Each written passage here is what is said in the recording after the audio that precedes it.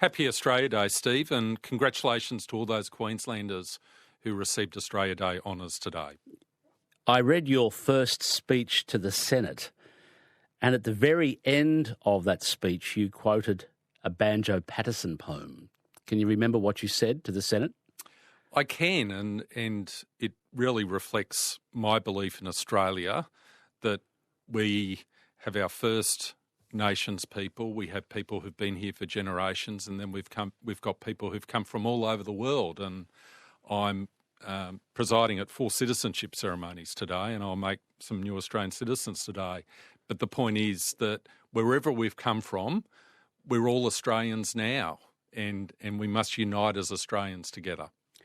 The Banjo Paterson poem was apparently written in honour of the Anzacs in 1915, and you told the Senate, or you quoted it, "And with Australia's flag shall fly a spray of wattle bough to symbolise our unity, we're all Australian now." Exactly. Today, as Australia Day, what does it mean to be a senator in Australia's parliament? This year I'll be talking to senators from all different political parties, all different persuasions and political colours. You're the second one for me in 2024. What does this mean for you? Well, it means a great deal, and the first point to note is it's just a deep honour to represent your community as an elected representative. And the second point is, especially on this day, Steve, that there's a recognition that we are very blessed in this country. We are blessed to enjoy the freedoms we have. We're blessed to have a democratic system. We're blessed that we can have elections and have a seamless change of government, if that's what the people decide. And there are many parts of the world who don't enjoy those freedoms. And many of the people who become Australian citizens today will have come from a lot of those different parts of the world, a lot of those countries. And they bring with them, amongst many things, a deep appreciation of the freedoms we have and the democratic system we have. So it also means, to me, an opportunity for as long as I'm there, and every day is important, to make the biggest difference I can whilst I am there, and to preserve the institutions whilst I'm there.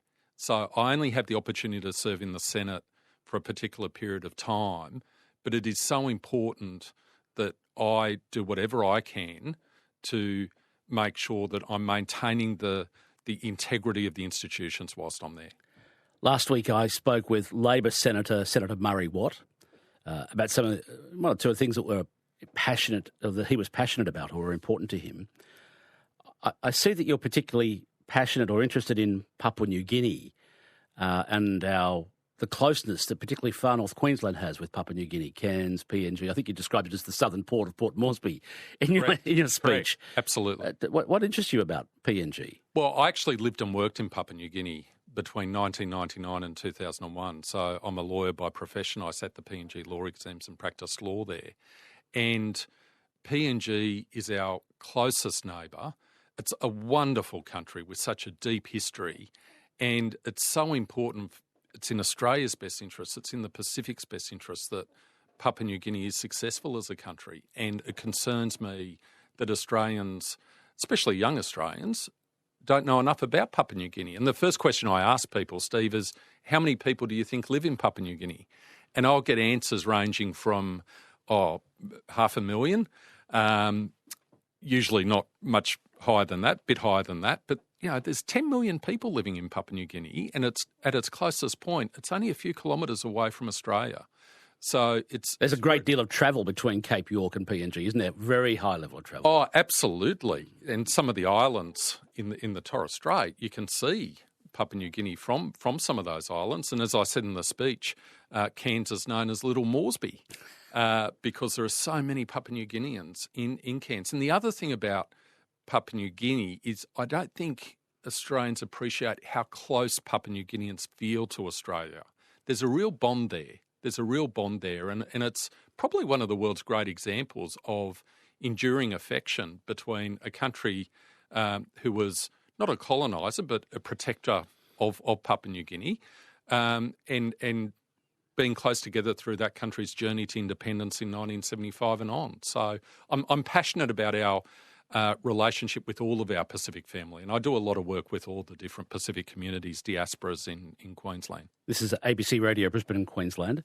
For listeners outside of the southeast, on Fridays this year, I'm interviewing different senators, all of the senators eventually that represent Queensland in the upper house in Canberra. My Friday senator today is LNP Senator, Senator Paul Scar. He's chair of the Legal and Constitutional Affairs References Committee. He's also a whip for the government side, for the opposition side in the Senate. I wish it was the government side, Steve. What do you think is the biggest issue facing Australia at the moment? So you've mentioned Papua New Guinea as a personal interest. What do you think is the biggest issue facing Australia from a Queensland perspective, Senator Scar? I think there are... So let me mention three issues. So I think the first issue is, and I don't want to be political about this, I genuinely believe a lot of Queensland... Waiting for a politician to not be political is very funny. A lot of Queenslander families are really struggling at the moment in terms of cost of living, and I see that where I'm based out in the Ipswich region. And when I speak to wonderful organisations like Ipswich Assist that provides a food bank to people in need, they tell me they're seeing people they've never seen before. So that means interest rate increases, rent increases, power price increases are really hurting people. The second issue, and that causes me a lot of concern, is I think we're making it harder and harder in this country for people to set up a business, grow a business, employ people, and generate wealth and prosperity. And that genuinely concerns someone, especially as someone coming from a business background.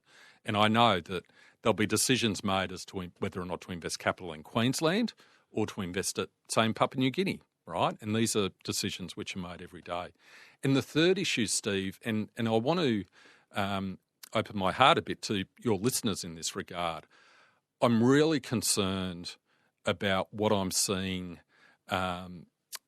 particularly in relation to our Jewish community at the moment in Queensland, and some of the vile attacks that some of the members of that community have received. And I met members of the community last week, and some of the material I saw was really quite disturbing. And I think all of us have an obligation to stand up and call out when members of our community, whoever they are, whatever their ethnic background, are subject to those sorts of really intimidating attacks. And that's, I haven't seen anything quite like that in my time as a senator or indeed my time with an interest in politics for quite some time. So I'm really concerned about that social cohesion arising out of the issues, sort of tragic issues in the Middle East.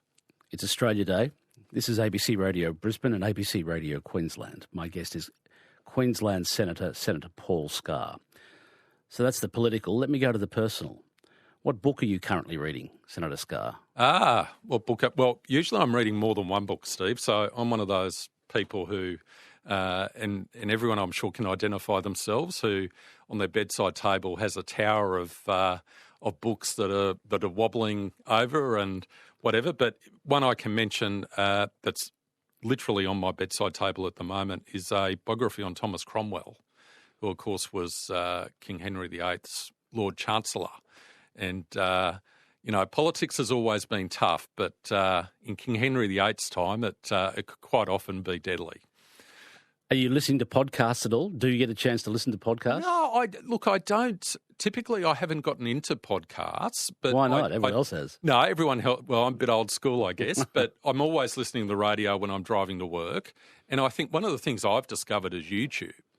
And one of the great things about YouTube is that you can see your heroes who have passed away and see interviews that have been done with them and discussion. Anyone in particular come to mind? Look, Alexander Solzhenitsyn is a huge hero of mine, and I actually quoted him in the first speech, an anecdote he told in his masterpiece, Gulag Archipelago. So to see him interviewed... I've read a couple of his books, that and The Day in the Life of Alexander Denisovich. Well, that's right, and that was a that was a groundbreaking book. And always says Solzhenitsyn was one of the few writers who could use exclamation marks with credibility. Right. I spoke with Prime Minister Anthony Albanese not long after he was elected Prime Minister and had a chance to ask him if he'd listen. He's a fan of records, of LPs. And what was the last one he listened to? And he said it was the Ramones. Do you listen to music, Senator Scarr? Look, I love music. Absolutely. Vinyl or CD or digital? Well, I probably was never the old cassette tape when I was growing up, Steve, if you remember those things. Right. Certainly CDs. In my car at What do you the listen moment, to? Who are you listening to? In my car at the moment is the wonderful musical on Alexander Hamilton. Okay. And I really do commend that to people. But even before that, and this is one of the things I do, if I hear something, I'll look further into it. But that's based on a wonderful biography of Alexander Hamilton by a fellow called Ron Chernow, which is just magisterial. It is just superb. So if people like their history, that book inspired the creator of the musical. In your first speech to the Senate, you said that your appearance or your achievement of getting to the Senate was as much your wife's victory as yours. So when was the last time you actually cooked for your wife? Well, I took her out to dinner quite That recently, doesn't count. Steve. When was the last time you cooked for your wife? Do you cook? Do you cook at home? No, but I must say I wouldn't cook for myself. Are you that bad? Well, That's a yes. That's a yes. That's a yes, Steve. That's a yes. That's the only question I prevaricated on this whole interview. So you can't cook and you don't cook and you haven't cooked for your wife, but you have taken her out to dinner. Very often. Very. This is ABC Radio Brisbane and Queensland. My guest is LNP Senator for Queensland, Senator Paul Scarr. I asked a similar question of Labor Senator Murray Watt. What achievement in politics are you most proud of so far, Senator Scarr? The achievement I'm most proud of so far, Steve, is the assistance I gave to the Australian Afghani community after the fall of Afghanistan to the Taliban. And when that occurred, I reached out to a friend in the community just to see how she was. Within 24 hours, I had 3 members of the Afghani community in my office. And I was in Canberra at the time. We had COVID restrictions.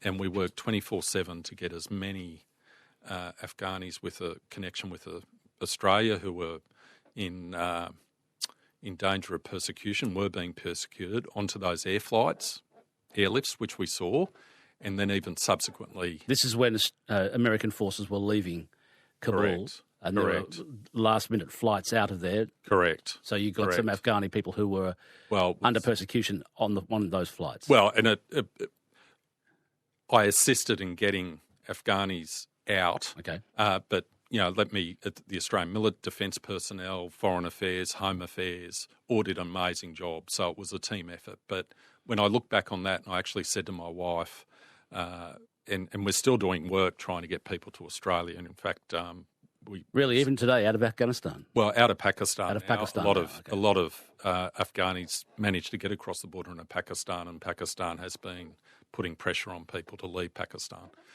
So the issue continues. And I said to my wife, this has made everything worthwhile. And in fact, I got a photo just yesterday, Steve, from a lady in Melbourne who knew what I was doing for the community, and I made close contact with her. We got her sister and brother-in-law out in October immediately in the aftermath across the border into Pakistan, and then it took us an extra 2 years to get the rest of her family to safety in Melbourne. And she sent me a photo of herself, her 4 sisters and a dad, all now safe in Melbourne. So nothing's going to come close to that. I mean, that's just so important.